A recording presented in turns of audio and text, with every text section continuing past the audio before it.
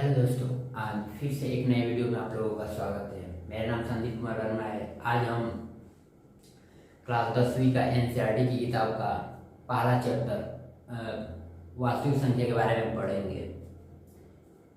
तो इसमें हम पहला प्रश्नावली 1.1 के सभी सवालों को एक एक करके हम लोग लगाएंगे। तो क्लास को शुरू करते हैं। तो प्रश्नावली 1.1 का पहला सवाल है, निम्नलिखित संख्याओं का HCF ज्ञात करने के लिए यूक्लिड विभाजन एल्गोरिथम का प्रयोग कीजिए। हम एक एक सवाल हल करने से पहले सबसे पहले हम कंसेप्ट पढ़ेंगे कि यूक्लिड विभाजन एल्गोरिथम होता क्या है। उसके बाद हम एक एक करके, इसमें 3 सवाल दिया है, पहले प्रश्न में 3 सवाल है, तो हम एक एक करके एक सवाल लगाएंगे। तो सबसे पहले देखेंगे कि यूक्लिड विभाजन एल्गोरिथम होता क्या है।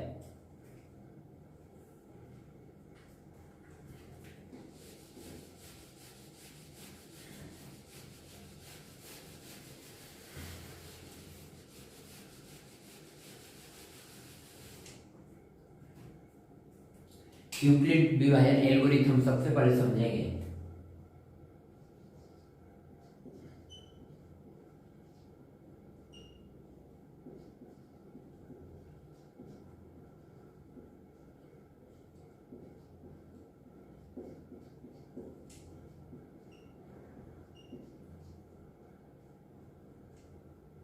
एल्गोरिथम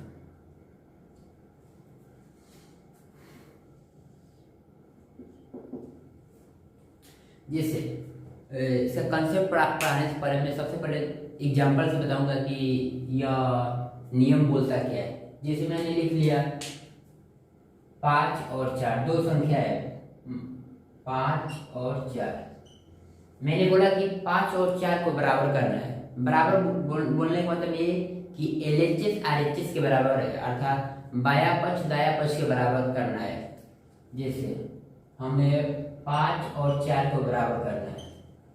5 और 4 इसमें बराबर नहीं है, लेकिन हमें 5 और 4 को एकदम एक्यूरेट करना है। जैसे ये 5 है, इसका भी मान अगर ये 5 हो जाएगा तो ये बराबर हो जाएगा। तो कैसे बराबर करते हैं तो मैं बताऊंगा। तो क्या करते हैं हम लोग, 5 में 4 से भाग करते हैं, तो भाग 1 बार जाता है, तो ये 4 1 हो गया। फिर यहाँ दशमलव बढ़ाएंगे तो ये 0 हो जाएगा। फिर 4 से भाग ले जाएंगे तो 8 हो जाएगा। तो 10 में से 8 गया 2। फिर एक जीरो बढ़ाएंगे तो 5 पर भाग जाएगा, 4 बच्चे 20, पूरा कट गया। अर्थात तो हम लोग अगर 4 में 1.25 से गुणा कर देंगे तो ये 5 के बराबर आ जाता है।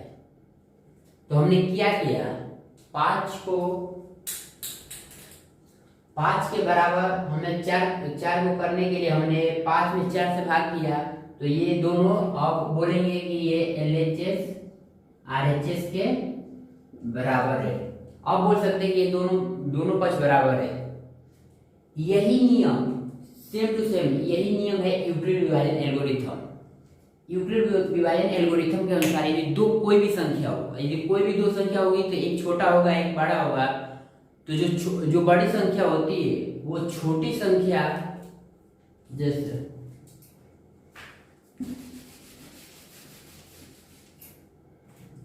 जैसे माना A और B दो कोई भी संख्या हो, A और B कोई भी 2 संख्या हो, तो इसमें एक छोटा होगा एक बड़ा होगा। तो तो जो बड़ी संख्या होती है वो BQ प्लस R के बराबर होती है। सिर्फ यही नियम है और कुछ नियम नहीं है।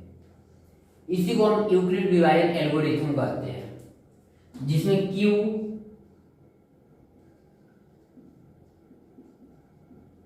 भागफल होता है और R शेषफल होता है।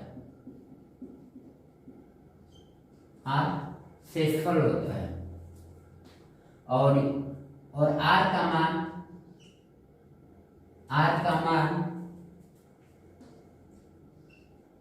0 से बड़ा, R का मान कभी भी 0 से बड़ा या बराबर भी हो सकता है, लेकिन B से कभी भी छोटा ही रहता है।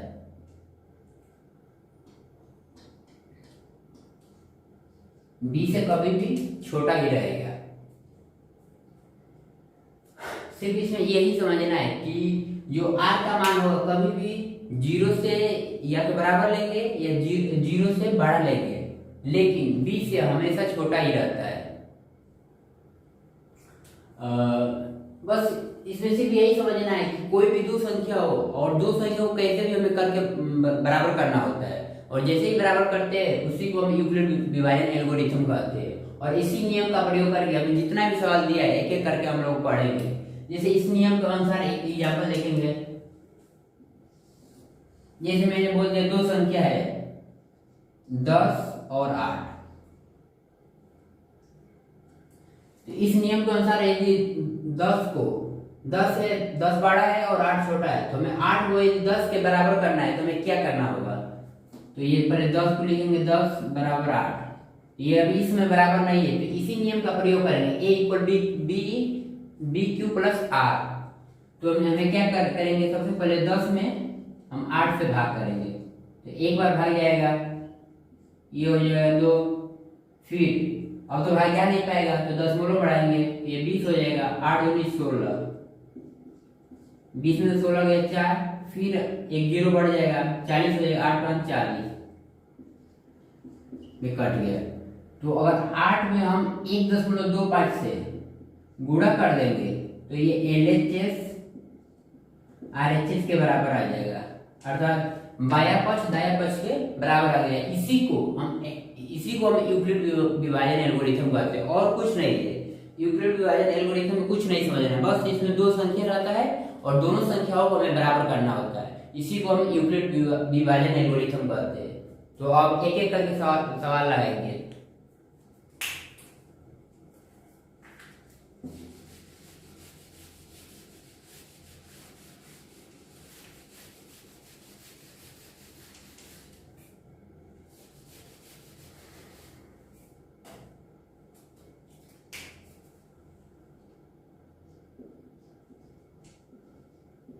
पहला सवाल था 135 और 255।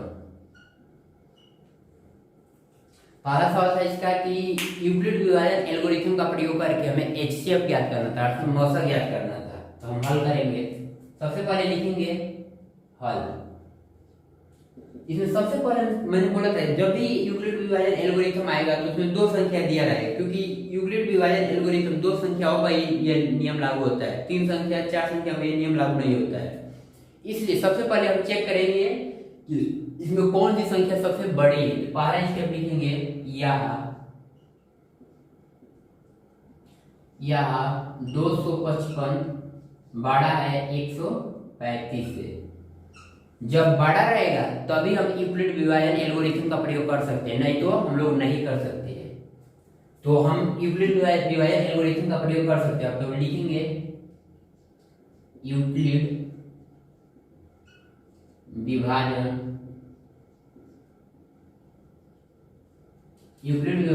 प्रमेय से। यूक्लिड विभाजन प्रमेय क्या बोलता है कि a बराबर होता है बी क्यू प्लस आर के, अर्थात जो बड़ी संख्या होता है वो बी क्यू प्लस आर के बराबर होता है। तो इसमें बड़ी संख्या कौन सी है? 255। ये बराबर होता है 135 के, लेकिन ये बराबर नहीं है और हमें इसी को बराबर करना है। तो ये पहला चरण हो गया, चरण पहला। तो इसको बराबर करने के लिए हम भाग करेंगे। 255 में हम 135 से भाग करेंगे, तो एक बार भाग जाएगा 135। ये 0 5 में 3 गया 2 में से गया 1, अर्थात 135 में मैंने बताया था कि जो Q होता है वो भागफल होता है। तो 135 गुणे 1 प्लस R बताया था शेषफल, तो शेषफल यहाँ 120 बनता है। बस जब इसको 135 गुणे 1 प्लस 120 जोड़ेंगे तो ये LHS RHS के बराबर आ जाएगा। फिर चरण 2, चरण नंबर 2 में हम तब तक भाग करेंगे जब तक कि शेषफल शून्य न आ जाए। तो जो चीज यहाँ पर ये भाजक का काम करता है और ये शेषफल का काम करता है, दूसरे चरण में यही चीज ये हमें भाजी का काम करेगा। अर्थात अब ये 135 बराबर होगा 120 के। तो अभी भी ये बराबर नहीं है, तो हम इसको फिर से बराबर करेंगे। क्या करेंगे, 135 में 120 से भाग करेंगे। तो भाग हम कहीं साइड में नहीं करेंगे, भाग इसी में करते जाएंगे। तो 120 से हम 135 में भाग करेंगे, तो भाग एक बार जाएगा 120, ये 3 में से 2 गया 1, ये कट जाएगा। अर्थात 120 में जब हम 1 से गुणा करेंगे और 15 जोड़ देंगे तो ये LHS RHS के बराबर आ जाएगा। फिर चरण नंबर 3, फिर यहाँ ये अब भाजी का काम करेगा। 120 बराबर होगा 15 के, तो 15 से हम 120 में भाग करेंगे। 15 8 में 120, अर्थात ये शेषफल प्लस शून्य आ गया था, इसको भी लिखेंगे 15 गुणे 8 प्लस शून्य, कुछ नहीं बचा है बस। अब इसके अलावा अब आगे हम कुछ नहीं करना है, क्योंकि अब शेषफल शून्य आ गया है, तो हम चरण अब कोई भी नहीं लिखेंगे, तो बस ये लिखेंगे अतः शेषफल शून्य है और भाजक 8 है। भाजक 8 है, भाजक 15 है, क्योंकि 15 से हम लोग लास्ट में भाग दिए थे, भाजक 15 है। इसलिए 135 और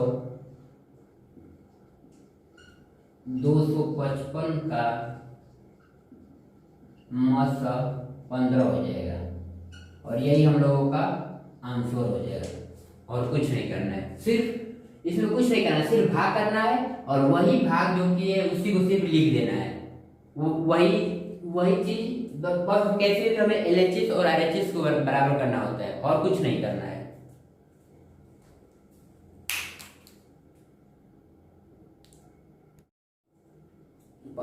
प्रश्न नंबर 1 का तो उसका हल करेंगे अब। तो दूसरा सवाल दिया है 196 और 38,220, यही सवाल है। तो इसको भी जैसे हमने पहला सवाल हल किया था, सेम टू सेम वही प्रोसेस लगाकर इसको हल करना है।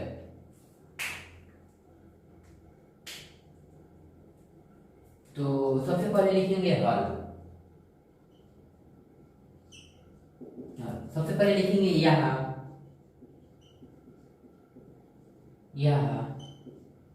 38,220 बड़ा है 196 से।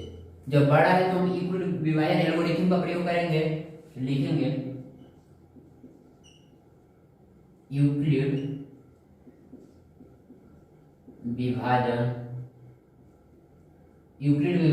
प्रमेय से। यूक्लिड विभाजन प्रमेय क्या कहता है कि जो बड़ी संख्या होती है वो बराबर होता है BQ प्लस R के। तो इसमें 38,220 बड़ा है, 38,220 बड़ा है 196 से, हमें इसी को तो बराबर करना है। तो ये हो जाएगा हम लोग का चरण पहला। तो कुछ नहीं करना, हम साइड में भाग कर लेंगे। 38,220 में हम 196 से भाग करेंगे। 3 अंक ये भी है, 3 अंक ये भी है, तो भाग ये 200 के आसपास है और ये 382 है, तो भाग एक ही बढ़ जाएगा। 12 में से 6 गया 6, 17 में से 9 गया 8 हो जाएगा और 2 में से 1 गया 1, फिर ऊपर से उतारेंगे 2, फिर 19 से भाग ले जाएंगे तो 19 9 171, तो आराम से 9 बार भाग चला जाएगा। तो 9 छक्का 54,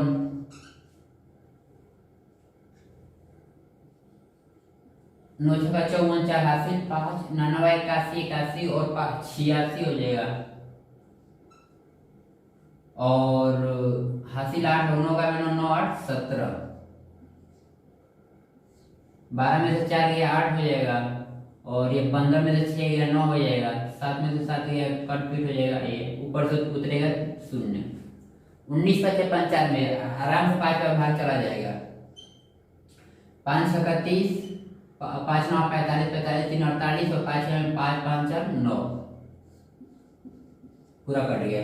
अगर ये एक ही बार में शेषफल 0 आ गया है क्योंकि कुछ भी नहीं बचा है। अगर 196 में ये b का मान हो गया और q बताया मैंने भागफल, तो भागफल कितना आया है 195 गुड प्लस शेषफल का मान क्या है 0, कुछ नहीं आया है, इसमें 0 आया है बस। तो अभी हार लिख देंगे। अतः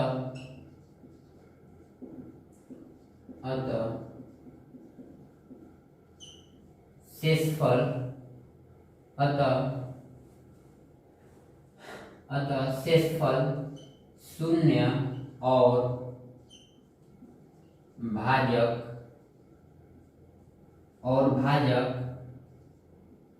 196 है। इसलिए 196 और 38,220 का मतलब 196, यही हम लोगों का आंसर, यही उत्तर हो जाएगा। और कुछ नहीं करना, सिर्फ यही प्रोसेस बार बार रिपीट करना। और इसमें ये कुछ भी ये याद करने लायक कुछ भी नहीं है, सिर्फ इसमें भाग करना है और जो भाग करना है उसी को सिर्फ लिख देना है। तो अब तीसरे नंबर के सवाल को हल करेंगे।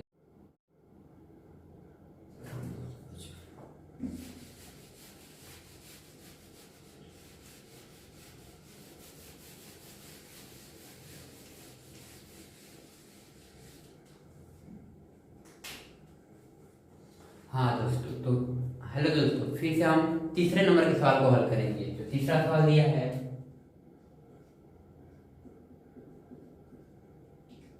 867 और 255 का हमें HCF याद करना है। इसमें भी जैसे हमने पहला और दूसरा सवाल को हल किया था, इसमें भी सिर्फ वही लिखना है और वही हल करना है। सबसे पहले वही लिखेंगे, हल लिखेंगे यहाँ 867 बड़ा है 255 से 55 से। तो सिर्फ जब बड़ा है तो हम यूक्लिड विभाजन का प्रमेय का प्रयोग कर सकते हैं। यूक्लिड विभाजन प्रमेय से, यूक्लिड विभाजन प्रमेय से। तो ये प्रमेय बोलता है कि जो बड़ी संख्या होता है वो BQ प्लस RK बराबर होता है। तो इसमें बड़ी संख्या कौन सा है 867। तो 867 बड़ा होगा 255 के, ये चरण नंबर पहला हो गया, चरण पहला। तो क्या करना है, वही भाग करेंगे हम। 867 में हम 255 से भाग करेंगे। तो हम देख रहे हैं कि 25 के 75 आराम से 3 बार भाग चला जाएगा। तो 3 पैसे 15, 3 पैसे 15 1 16, 3 दूनी 6 6 7, ये 2 हो जाएगा, ये 0 हो जाएगा। 8 में 7 गया 1, अर्थात 255 गुण 3 और R होता है शेषफल 102। और ये बाया पक्ष दाया पक्ष के बराबर हो गया, लेकिन अभी भी शेषफल 0 नहीं आया है। तो हम चरण 2 लिखेंगे, चरण 2। चरण 2 में ये वाला हो जाता है भाज्य। अब ये वाला बड़ा हो जाएगा 255 बड़ा होगा किससे 102 के। तो फिर इसको बराबर करेंगे। तो अब 255 में 102 से भाग करेंगे, तो इसको हम साइन नहीं करेंगे। यहाँ पे 102 शेषफल यहाँ बचा है, अब 102 से हम 255 में भाग करेंगे। तो 2 बार भाग जाएगा दो से करें, दो दो दूनी के 4, ये 0 और ये 2, 204, ये 1 हो जाएगा, ये 5 हो जाएगा। अर्थात 102 में 2 से मल्टीप्लाई करेंगे और जब 51 जोड़ेंगे तो ये बाएं पक्ष के बराबर आ जाएगा। फिर चरण 3 में ये अब 102 हो जाएगा हम लोगों का भाज्य, और ये किसके बराबर होगा? 51 के। इसी को तो बराबर करना है, तो अब 51 से हम 102 में भाग करेंगे। 102 में 2 बार भाग जाएगा, तो 2 से ले जाएंगे 2 और 2 बचे 10, 102 ये कट जाएगा। तो 51 गुणे 2 प्लस 0 आ गया, कुछ नहीं बचा है तो 0। हमें इसी का तो इंतजार था कि जितना जल्द से जल्द 0 आए। तो बस अब यहाँ पर कुछ नहीं लिखना है, सिर्फ वही फिर लिखेंगे। अतः शेषफल 0 और भाजक 51 है, इसलिए 867 और 255 का मस 51, यही हम लोगों का आंसर, यही उत्तर हो जाएगा। बस जो प्रोसेस पहले सवाल में करना है वही प्रोसेस हर सवाल में रिपीट करना है, और इसमें कुछ भी ज्यादा समझने लायक नहीं है, सिर्फ भाग करना है, वही लिखना है। और ये बस ये एक दिमाग में रखना है कि शेषफल को 0 लाना है, और शेषफल को 0 लाना कोई बड़ी बात नहीं है, सिर्फ भाग करते जाएंगे, लास्ट में वो 0 आ ही जाता है।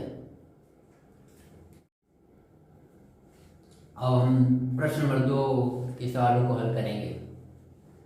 इससे पहले मैंने एक एक करके प्रश्न नंबर 1 के 3 सवालों को हल किया था, तो प्रश्न नंबर 2 को हल करेंगे। तो प्रश्न नंबर 2 दिया है कि दर्शाइए कि कोई भी धनात्मक विषम पूर्णांक 6q + 1, 6q + 3 या 6q + 5 के रूप का होता है, जहाँ q कोई पूर्णांक है।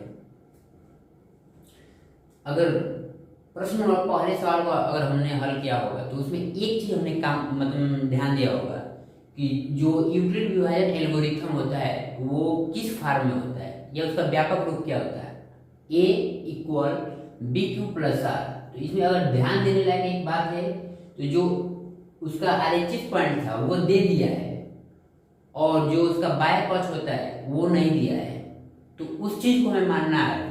तो मैं एक एक करके मैं हल करवाता हूँ। तो इसमें दिया है कि दर्शाइए कि कोई भी धनात्मक विषम पूर्णांक 6q + 1, 6q + 3, 6q + 5 के रूप का होता है, या q कोई पूर्णांक है। इसमें एक चीज कॉमन दिख रहा है, 6 6 6, q q q। तो सबसे पहले एक चीज मैं लिखूंगा, पहले हल।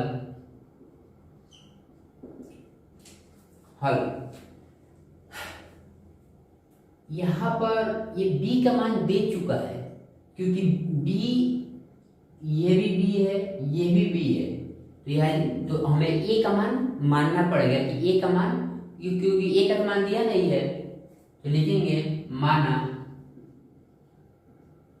a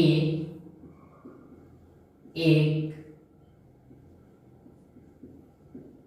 धनात्मक विषम पूर्णांक है।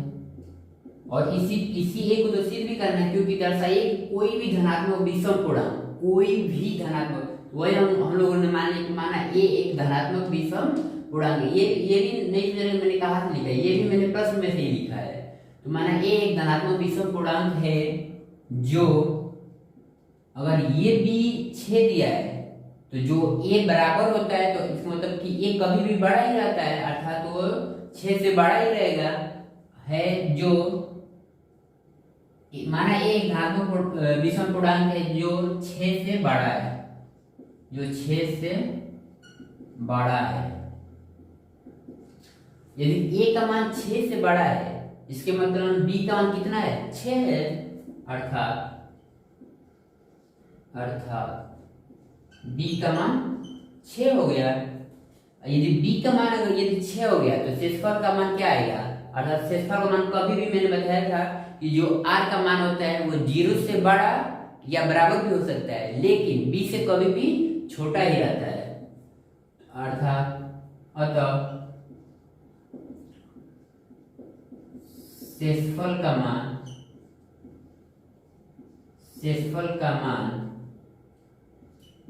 6 से छोटा होगा, 6 से छोटा होगा। अर्थात r का मान क्या हो जाएगा, या तो 0 हो सकता है, 1 हो सकता है, 2 हो सकता है, 3 हो सकता है, 4 हो सकता है, 5 हो सकता है, लेकिन 6 नहीं हो सकता है, क्योंकि 6 तो b का मान है और कभी भी r का मान 6 से छोटा ही होता है। इसलिए r का मान 0, 1, 2, 3, 4, 5 तक ही रहेगा। तो अब हम यूक्लिड विभाजन एल्गोरिथम का प्रयोग करेंगे। अब यूक्लिड विभाजन प्रमेय से ये तो प्रमेय है, a equal b q plus r. तो इसी फॉर्म पर हम लिखेंगे।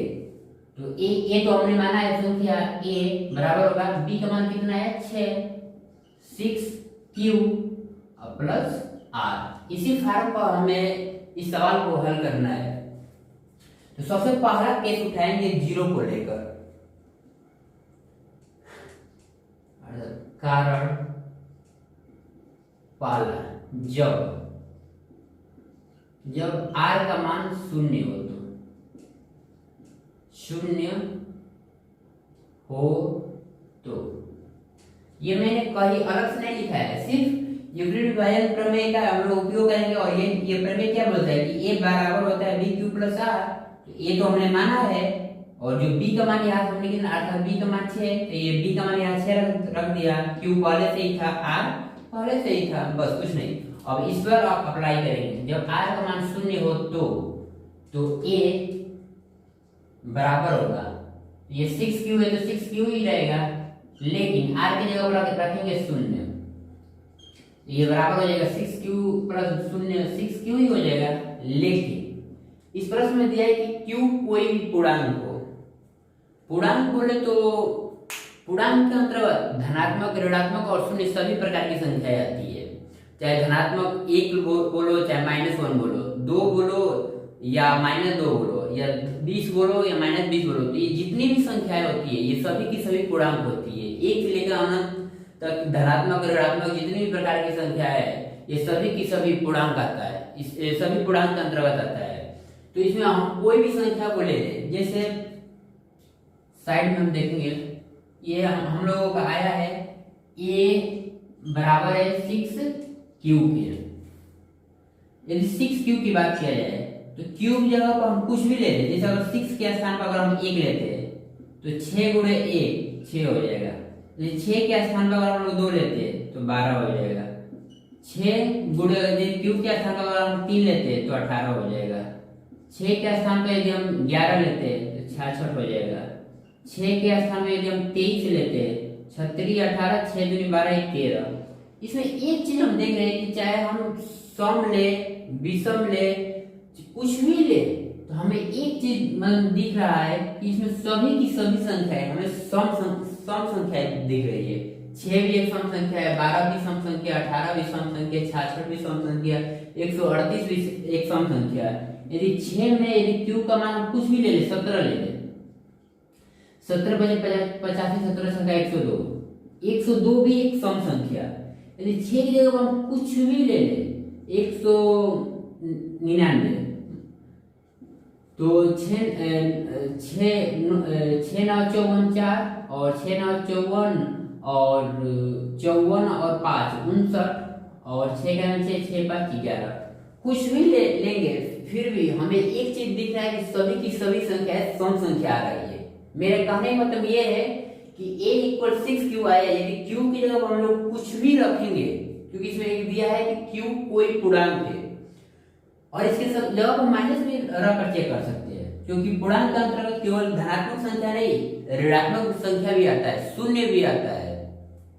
यदि 6 की जगह पर जब -2 भी रखेंगे तो 6 दूनी 12 -12, और क्या 6 की जगह पर यदि हम -5 रखेंगे तो तो -30 हो जाएगा। 6 की जगह पे हम -11 रखेंगे तब ये 66 हो जाएगा। लेकिन माइनस लगने से ये संख्या तभी ये सम संख्या ही कहलाएगी। 12 भी सम -12 भी सम संख्या है, -30 भी सम संख्या है, -66 भी सम संख्या है। तो सिर्फ मेरा समझाने का ये मेन मकसद था कि जो a का मान 6 आया है, ये इसके जगह पर q की जगह पर कुछ भी ले ले, ये कभी भी सम संख्या ही देगा, न कि विषम संख्या कभी भी नहीं देगा। चूंकि q एक पूर्णांक है, इसलिए a इक्वल 6q कभी भी ऑलवेज हमेशा सम संख्या ही आएगा, कभी भी यह सम संख्या ही देगा। लेकिन हमें सम संख्या तो सिद्ध नहीं करना है, हमें तो 6q + 1 6q + 3 या 6q + 5 के रूप का ही सिद्ध करना है। तो ये फेल हो गया। तो अब केस नंबर 2 देखेंगे कि जब r का मान हम 1 लेंगे तो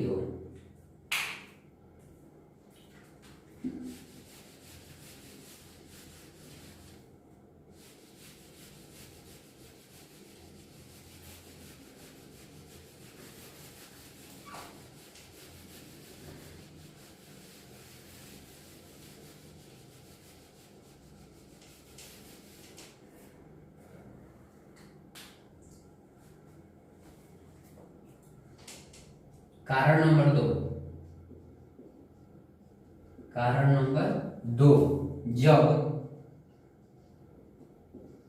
r का मान 1 हो, जब r का मान 1 हो तो बस कुछ नहीं करना है। हम लोग का क्या था, a बराबर था 6q + r की जगह पर रखेंगे 1 और कुछ नहीं। बस इसमें भी मैंने बताया था एक चीज कि q एक पूर्णांक है, तो q की जगह पर कुछ भी रखेंगे और उसके साथ मल्टीप्लाई क्या करेंगे तो कभी भी ये सम संख्या आएगा। तो ये तो हमेशा के लिए ये सम संख्या हो गया, ये सम हो गया। लेकिन सम में जैसे ही हम विषम को जोड़ते हैं, क्योंकि एक विषम संख्या है, तो जैसे ही सम में हम विषम को जोड़ते हैं तो ये विषम बना देता है, विषम। बस जैसे 2 एक सम संख्या है, लेकिन 2 में जैसे ही हम 1 को जोड़ते हैं तो 2 1 3, तो 3 तुरंत विषम बन जाता है। जैसे 8 एक सम संख्या है, लेकिन विषम संख्या कोई भी, जैसे हम 3 एक विषम संख्या है, तो 8 में जैसे ही हम विषम संख्या को जोड़ते हैं तो ये 11 तुरंत ये विषम बना देता है। सम होकर जैसे ही विषम को जोड़ते हैं तो वो विषम बना देता है। जैसे 12 में जैसे ही अगर हम 9 को जोड़ दें, क्योंकि 9 एक विषम संख्या है, तो ये तुरंत ये विषम बन जाता है, क्योंकि 12 और 9 21 हो जाता है। तो बस इसमें यही समझने लायक है कि ये तो कभी भी सम ही रहेगा, लेकिन जैसे ही हम 1 एक विषम संख्या रहता है और जैसे ही 1 को जोड़ेंगे तो ये विषम बना देता है। तो 6q + 1 ये विषम हो जाता है, 6q + 1 विषम हो जाता है। और हमें यही तो सिद्ध करना था कि कोई भी धनात्मक विषम पूर्णांक हो, कोई भी धनात्मक विषम पूर्णांक हो, वो 6q + 1 या 6q + 3 6q + 5 के रूप का होता है। तो हमने एक चीज सिद्ध कर लिया कि कोई भी धनात्मक विषम पूर्णांक होता है वो 6q + 1 के रूप का होता है, और वो विषम ही होता है, विषम है भी। बस एक तो हमने सिद्ध कर लिया। अब कारण नंबर 3 देखेंगे। कारण 3, जब r बराबर हो 2, जब r का मान 2 हो तो a बराबर होगा 6q + 2 के। तो मैंने पहले बताया था कि ये तो हमेशा सम ही रहेगा, लेकिन 2 एक सम संख्या है, सम, और कभी भी जब सम और सम मिलता है तो हमेशा ये सम ही बनाता है, ये सम हो जाएगा। जैसे 4 एक सम संख्या है, लेकिन 4 में जैसे ही हम 2 को जोड़ेंगे, क्योंकि 2 भी एक सम संख्या है, 4 और 2 6, ये तुरंत तत्काल फिर सम संख्या बना दिया। 8 एक सम संख्या है, और 8 में जैसे कोई भी सम संख्या, जैसे 12 ले लिया, 12 एक सम संख्या है, तो इसको जैसे ही जोड़ेंगे तो ये हो जाएगा 20, तो 20 एक सम संख्या हो जाएगा। जैसे हमने 20 लिया, 20 में जैसे ही हम 32 को जोड़ते हैं, क्योंकि 20 भी एक सम संख्या है, 32 भी एक सम संख्या है, तो दोनों को जोड़ेंगे तो ये हो जाएगा 52 और 52 भी एक सम संख्या है। तो कभी भी सम और सम को जैसे ही जोड़ते हैं तो सम संख्या ही प्राप्त होता है, तो ये सम हो जाएगा। तो हमें ये तो सिद्ध नहीं करना है, हमें तो विषम सिद्ध करना है, तो इसको सिर्फ ऐसे ही छोड़ देंगे। अब कारण नंबर चौथा देखेंगे। कारण चौथा, जब r बराबर हो 3 हो तो, जब r का मान 3 हो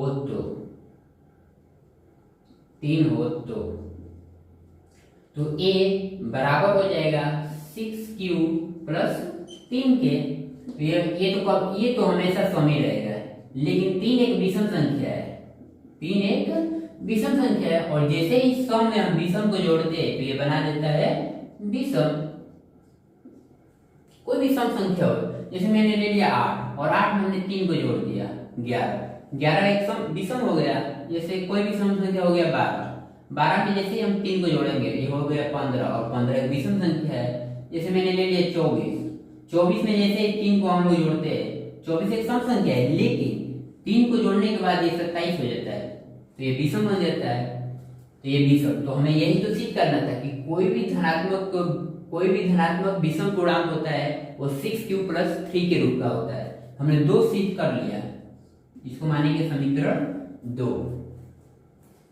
कारण नंबर 5, जब r बराबर हो 4 हो तो, जब r का मान 4 हो तो a बराबर होता है 6q प्लस 4 के। ये तो सम हो गया, और 4 भी एक सम संख्या है, और सम में सम जैसे ही जोड़ते हैं तो ये सम हो जाता है। तो हमें सम से तो मतलब है नहीं, क्योंकि सम और सम कभी मिलता है तो सम ही बनता है, तो हमें सम तो सिद्ध करना नहीं है, तो इसको नहीं लेंगे। अब देखेंगे कारण नंबर 6।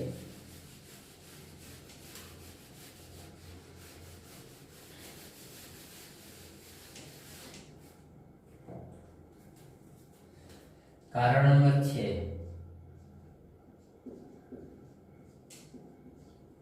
जब r का मान 5 हो तो a बराबर होता है 6q प्लस 5 के बराबर होता है। a 6q प्लस 5 के बराबर हो जाएगा, तो ये तो हमेशा सम ही रहेगा, लेकिन 5 एक विषम संख्या है, और सम में जैसे ही हम विषम को जोड़ते हैं तो ये बना देता है विषम।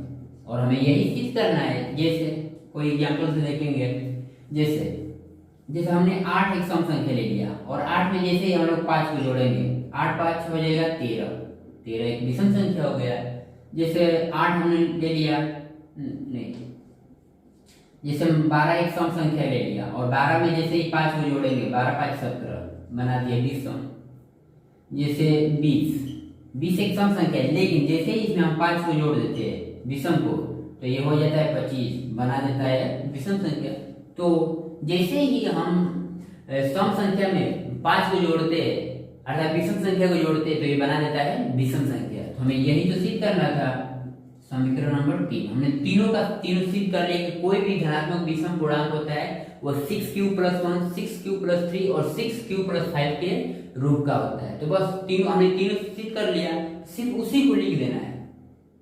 यहां से लिखेंगे समीकरण 1, 2 व 3 से स्पष्ट होता है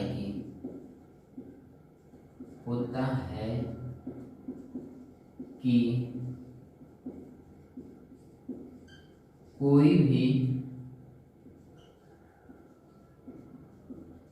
कोई भी धनात्मक विषम पूर्णांक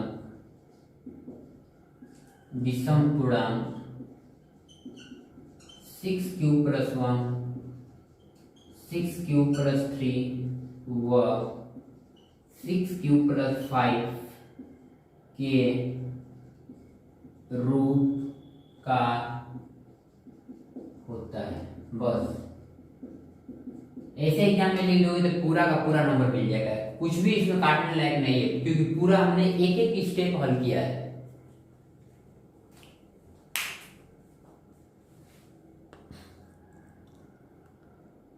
हरे